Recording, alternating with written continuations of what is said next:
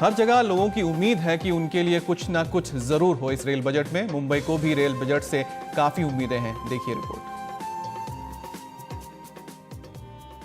मुंबई पटरी पर दौड़ेगी या अब की बार भी लाल सिग्नल होगा? रेल बजट से हमेशा मायूस रही मुंबई को अब की बार उम्मीदें हैं। मुंबई रेल विकास कॉरपोरेशन के सूत्रों ने बताया है कि मुंबई के लिए 3 प्रमुख सिफारिशें भेजी गई हैं। इनके माने जाने पर बड़ी हद तक मुंबईकरों का सफर आरामदेह होगा। नई ट्रेनें। आखिरकार मुंबई में लोकल ट्रेनों की तीसरी पीढ़ी आएगी। मुंबई में पुरानी बनावट की 2 तरह की लोकल 80 किलोमीटर घंटे की रफ्तार से चलती हैं। बॉम्बार्डियर की नई ट्रेनें 100 किलोमीटर की गति पकड़ेंगी, जिससे रफ्तार और सेवाओं की संख्या बढ़ेगी। ये लोकल 2013 से बनी है, लेकिन इन्हें मंजूरी अब तक नहीं मिली है। मुंबई की वेस्टर्न लाइन दुगनी लंबी हुई जब 2 साल पहले विरार के परेड डहाणू तक लोकल शुरू हुई, लेकिन विरार डहाणू तक 2 ही पटरियां हैं। इस साल 2 पटरियां बढ़ाने को मंजूरी मिली तो लोकल ट्रेनों की सेवाएं बढ़ेंगी। 2015 की शुरुआत में ही लोगों का गुस्सा दंगे में तब्दील होकर मुंबई रुक गई। छोटे स्टेशनों पर फास्ट ट्रेनों की मांग के साथ सेंट्रल लाइन को हार्बर लाइन से जोड़ती तीसरी कड़ी कलवा ऐरोली रेलवे लिंक की मांग तेज हुई। इससे मौजूदा स्टेशनों की भीड़ कुछ कम होगी। ट्रेन ज़्यादा जरूरी है, स्टेशन तो कितना भी करे वैसे ही रहने वाला है। इसमें कोई चेंजेस या कुछ फेरबदल होने वाला नहीं, जो जैसा चल रहा है वैसा ही चलता रहेगा। आजकल क्या वो डब्बे में यंगर लोग बैठते हैं, लेकिन सीनियर सिटीजन को बैठने को जगह नहीं मिलती है। मुंबई की लोकल भारतीय रेलवे के यात्री राजस्व के सबसे बड़े हिस्सेदारों में एक मानी जाती है। बावजूद इसके मुंबई कर यात्रियों की मांगे हर साल 100% पूरी होती हों ये जरूरी नहीं।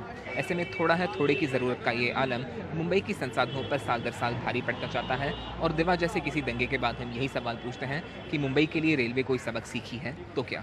मुंबई से कैमरा पर्सन रमेश साबड़े के साथ योगेश दामले, एनडीटीवी इंडिया। मोदी सरकार के दूसरे रेल बजट से हिमाचल प्रदेश को काफी उम्मीदें हैं। खासकर कश्मीर के मुकाबले हिमाचल के पहाड़ी इलाकों तक रेल पहुंचने की पिछड़ती योजनाओं को लेकर है। हिमाचल में अंग्रेजों के बनाए रेल ट्रैक को आजादी के बाद 1 इंच भी आगे नहीं बढ़ाया जा सका है, जिसको लेकर लोगों में काफी चिंता है। सर्दियों की बर्फ हो या गर्मियों से दूर ठिकाने की तलाश, देश और दुनिया के कोने कोने से सैलानियों की चहेती ये कालका शिमला रेल 112 साल की हो चुकी है। कालका शिमला रेलवे को संयुक्त राष्ट्र से विश्व धरोहर का तमगा भी हासिल हो चुका है, लेकिन इस चलती का नाम गाड़ी का सफर आजादी के बाद थम गया। शिमला के आगे का रास्ता पहाड़ों में गुम हो गया। मतलब इतना अच्छा पिकनिक स्पॉट है तो उस हिसाब से चाहिए कि इसको थोड़ा सा है ना मॉडिफाई किया जाए मॉडर्न लुक के हिसाब से। ठीक है, जैसे आप देख रहे हैं कि सब कुछ उसी टाइम का है, तो कुछ भी चेंज नहीं है। आज से मैं 25-30 साल पहले आया था तब भी ऐसे ही था, अब भी ऐसे ही। पठानकोट के मैदानी इलाकों को कांगड़ा की वादियों से जोड़ने वाली ट्रेन की सेहत भी कुछ अच्छी नहीं है। इस ट्रैक को आगे मनाली और फिर लेह तक ले जाने की योजना पर काम सुस्त है। ये रास्ते में जाते जाते इंजन बंद हो जाते हैं और काफी घंटों लोगों को काफी परेशानी होती है, यात्रियों को काफी परेशानी होती है और इसके इंजन जो है वो बदल के नए किए जाएं। पिछले रेल बजटों में हिमाचल के पहाड़ी इलाकों के लिए नए रेल रूटों का ऐलान किया गया। बिलासपुर मनाली लेह, अंब से कांगड़ा, धर्मशाला से पालमपुर, बद्दी से बिलासपुर।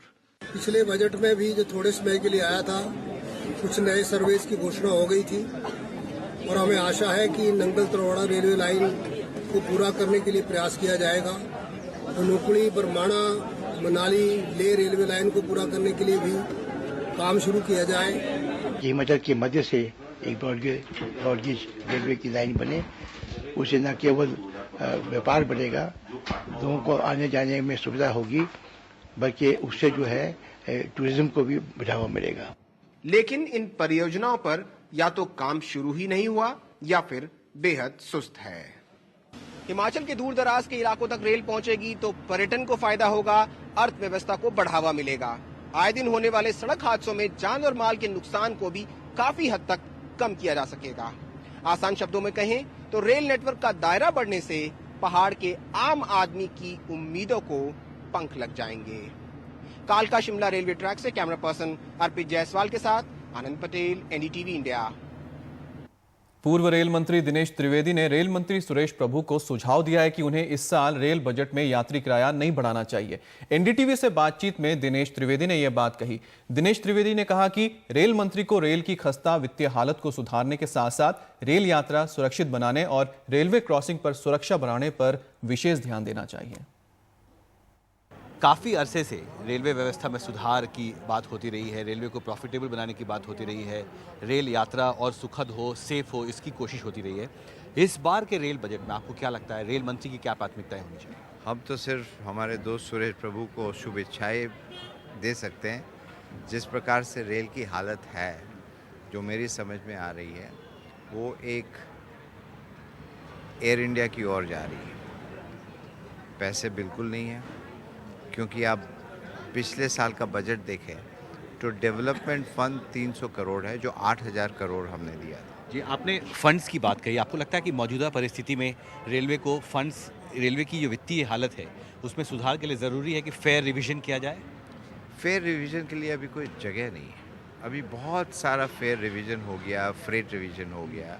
अभी जगह है तो फ्रेट कम करने की, क्योंकि आपका फ्रेट जो रेल में जाता है वो आस्ते आस्ते सड़क द्वारा जा रहा है, तो उसके लिए भी आपकी आमदनी कम हो जाएगी। थोड़ी क्राइसिस मुझे दिखती है। सुरेश प्रभु होनहार हैं, उनको मैं शुभेच्छा ज़रूर दूंगा और आशा करूंगा कि कुछ अच्छा हो गरीब के लिए। अच्छा होगा। हमने देखा है रेलवे क्रॉसिंग्स पे ये एक्सीडेंट्स हैं, कुछ बड़े एक्सीडेंट्स हुए हैं पिछले 2-3 महीने में लगातार, और हमेशा से सवाल उठती रही है कि अनमैन्ड क्रॉसिंग्स जो हैं वो बहुत ख़तरनाक हैं और वहाँ पर आम लोगों को के जान को हमेशा खतरा बना रहता है। आपको लगता है कि इस बार विशेष प्रावधान करना होगा रेल मंत्री को इससे निपटने के लिए? नहीं, अनमैन क्रॉसिंग तो होना ही नहीं चाहिए ना, उसको टोटल एलिमिनेट कर देना चाहिए, क्योंकि ज़्यादातर एक्सीडेंट जान जाती है आम आदमी की, वो क्रॉसिंग पे जाती है। जैसे बम्बई में रेल ट्रैक में रोज़ाना 20 लोग मरते हैं करीब।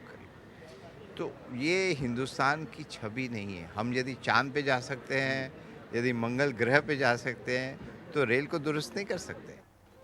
और आइए अब सुनते हैं कि पूरे देश भर में रेल बजट को लेकर लोगों की क्या उम्मीदें हैं।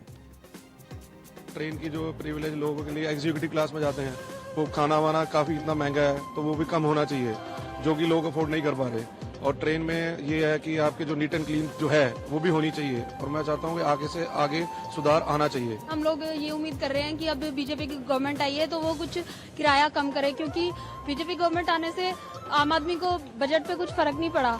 तो रेल का किराया कम होना चाहिए और सफाई ज्यादा होनी चाहिए रेलवे स्टेशन पे। 20 साल पहले भी ट्रेनें लेट होती थी और आज भी वही लेट है। ये किसी ने ध्यान ही नहीं दिया है। जो 24 घंटे का सफर 20 साल पहले था वो आज भी है।